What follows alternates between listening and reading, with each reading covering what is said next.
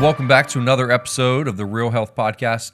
It is March, which means spring is around the corner. And I don't know if you can tell in your area, but here in Knoxville, things are shaping up to be an awesome season. We are, just before we jumped on the episode, Grant and I, the guy behind the scenes, Mr. Producer, had a little bet. And he looked at this amazing mustache of mine. And we talked about a bet where in March Madness, if Florida goes further than Tennessee, then Grant has to grow a mustache for a week, which would be just a couple hairs. It's going to be hilarious. It's going to look so bad. But if Tennessee goes further than Florida, then I have to shave my mustache, which would be just a terrible act against humanity, for all men out there. I'm putting everything on the line. What if they tie? What if they both get out in the round of, Final Four probably? Let's be real. Nothing happens. Neutral. Okay. You could grow half a mustache on one side. I'll shave it on the other half. All right. So that's the bet. It's now official because we communicated it with thousands of people that'll be listening. All right. Let's dive into March Your Allergies Away. March Your Allergies Away. It is March season. Allergies, asthma's around the corner, and we're gonna have a conversation about marching your allergies away. Two things. First off, every single podcast is now transcripted in a incredible user-friendly guide at realhealthco.com. Realhealthco.com. Go to the resources tab, and you can actually download today's episode through a transcript user-friendly guide. So that is up there. If you're listening, it's on the website right now. The second is we're going to be in this month of March where we're talking through allergies and asthma.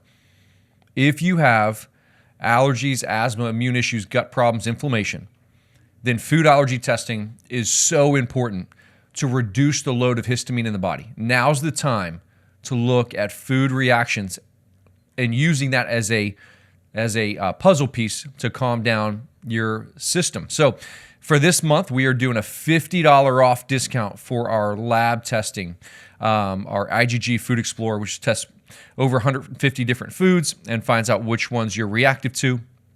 So touch base with the office, reach out to us personally through Instagram, any social media platform, or just directly call us, email us, and we will we'll talk about next steps with that. Okay, today is we're going to do six tips to reduce allergies. 6 tips to reduce your allergies and asthma symptoms, okay? So these are 6 things that you should be doing right now, as soon as you listen to this, okay? The first is we're going to support our what we call immune tolerance. Now, we're going to get into this in more detail in a couple episodes, but immune tolerance means your immune system is tolerant of its environment. When we lose immune tolerance, we develop autoimmunity. That's the kind of end result. So autoimmunity is developed due to years of immune tolerance that's lost. So we need to develop immune tolerance. How do we do that? The first is local raw honey. Local raw honey actually has pollen in a very microdose form that actually helps your body build up immune tolerance. So right now, in this season, you can actually be microdosing yourself with pollen and helping build immune tolerance, okay? And do that before pollen is escalated. It'll help decrease the symptoms of pollen-induced allergies. So consume local raw honey every single day. Number 2, bee pollen. Bee pollen, again, is actually a natural antihistamine. Bee pollen, in and of itself, is a natural antihistamine. Again, small dose right now. Start building it up to where you're consuming it on a day-to-day basis. About a tablespoon a day is great for both the raw honey and bee pollen. Local is most important, especially when it comes to the honey. Bee pollen is not as important. Again, we don't have any paid advertisement, so I'm just going to give you a brand. Beekeepers is a great brand for bee pollen. Number 3, increase probiotics. Increased probiotics either from food or supplementation, but your gut plays a massive role in helping build immune tolerance. So now's the season, now's the time to be more intentional with probiotic consumption. Those are the big three for building immune tolerance. Number two, we need to reduce our histamine load. Think of it this way. Think of like a cup of water, glass of water. And when it gets to a certain point, it spills over, right? And so your body only has so much histamine tolerance. And when histamine builds up to a certain level, it'll start spilling over. And when it spills over is when we have allergies in terms of the symptoms. So we need to reduce how much is in our cup of water. How do we reduce histamine? One, you can find out which foods you're reactive to. We have this concept in the office we talk about. You have external and internal. External stimulus is the environment you live in. You can't change that. You can reduce the allergenic load externally, but you can't change where you live. Inside, though, you can change the amount of histamine inside your body. And one of the best ways to do that is find out which foods you're reactive to. Immediately, that'll reduce how much water is in your glass so that you're actually more tolerant of your external allergens. Number two, there's a group of natural compounds that is very effective as natural antihistamines. Stinging nettles is at the top of the list. This is a natural antihistamine and it's actually an herb for reducing inflammation. Number two, there's something called quercetin. Quercetin says Quercetin. Quercetin is a natural antihistamine, but it also stabilizes what's called your mast cells. And these are cells that fill up with histamine and can be released when they're triggered. So quercetin is found in onions, it's found in apples and leafy greens, but you can also obviously supplement with it. Number three, vitamin C. Vitamin C is a really great antioxidant that has been shown to lower histamine. And number four is bromelain. It's an enzyme from pineapple. Bromelain is a very effective enzyme at reducing allergenic load in the body and also helps reduce inflammation, particularly when taken on an empty stomach. We call this a proteolytic enzyme. When taking bromelain on an empty stomach, it reduces the swelling of your nasal cavity and oral cavity. Those are the big four that will help reduce your histamine load. In the office, we have a product called BioPhys-Immune, and it has quercetin and bromelain and vitamin C and vitamin D. It has the natural antihistamines and antioxidants, and we combine both BioPhys-Immune and we combine a proteolytic enzyme called inflammatone together to create this 1-2 punch for allergies during this season. All right. Number two was reduce histamine load. Number one was support immune tolerance. Number three, we also want to reduce our exposure to pollen. Now, I know this sounds simple, and like I said, you can't really change your external environment too much, but there's a couple strategies you can absolutely apply on a day-to-day basis that decreases the pollen in your body. How? Okay. Number one, we want to use a HEPA air filter. If you're not using an air filter in your home, use one.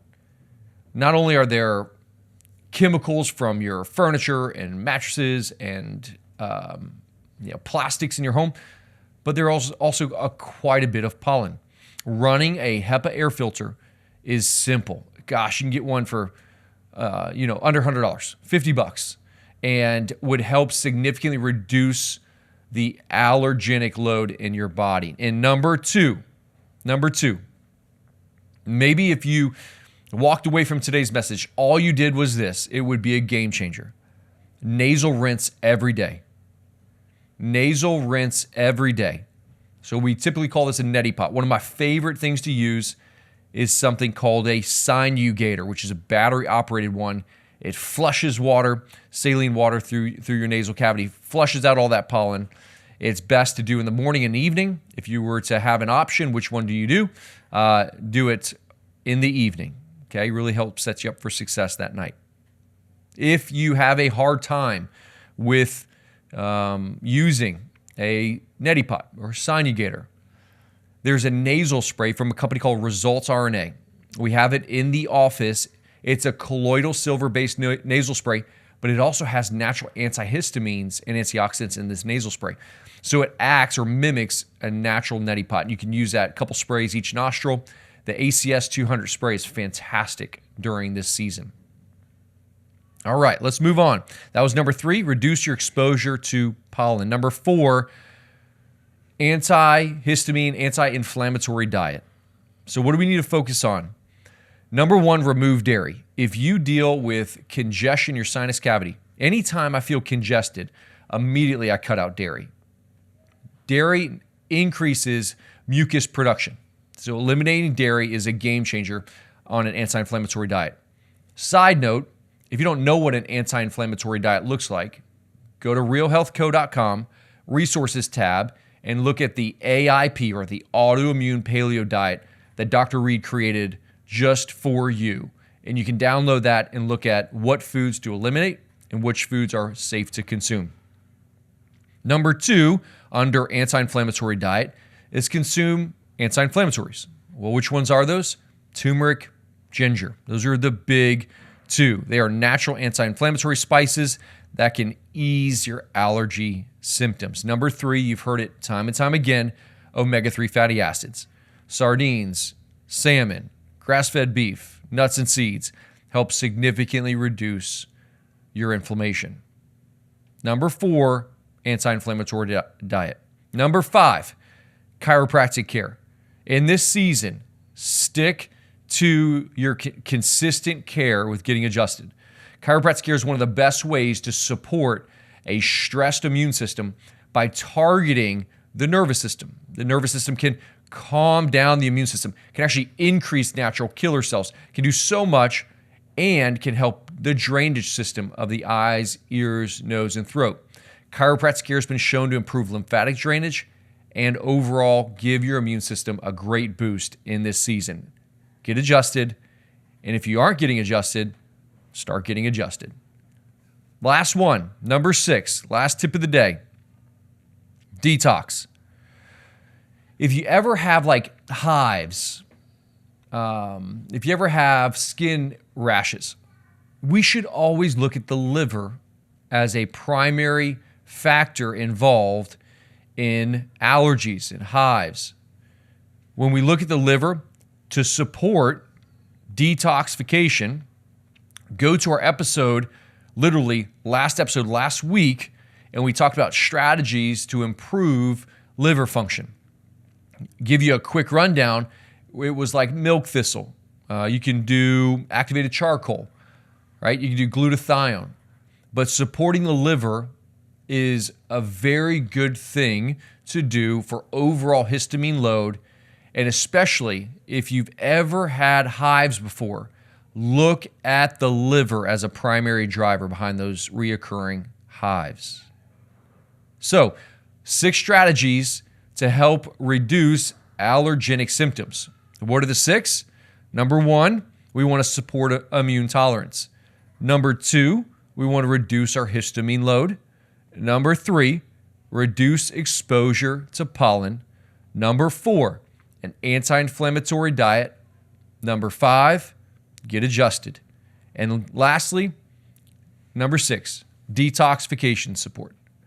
When we look at applying these 6 strategies, it can seem overwhelming. If you were to say, hey, doc, which one should I do? You should nasal rinse every day, decrease anti-inflammatory foods, and get adjusted. That's pretty simple. And if you were to do those 3 things, it would make a dramatic change in how your body handles the March spring season of pollen. All right, guys, as always, thanks for listening to another episode of the Real Health Podcast. Our passion is to add value to your healthcare journey. Anything that we do, we want to do it within a community to help as many people as possible. Thanks for listening to episodes of the Real Health Podcast. If you could like, if you could subscribe, and you can share, It would help our mission to reach as many people with real health that produces real results for real people.